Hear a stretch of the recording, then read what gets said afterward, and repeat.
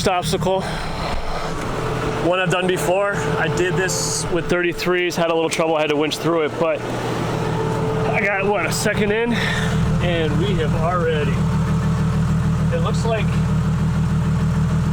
we lost the shackle somewhere, and the U-joint caps. There's one cap over there, there's a second cap. Oh, what's this?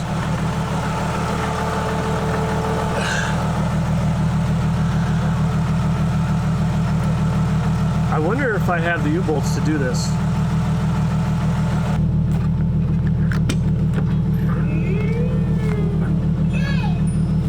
All right, about 20 minutes later, that's my problem right there. I also lost a couple needle bearings in my U-joint, so I think I'm gonna just call it a day. It's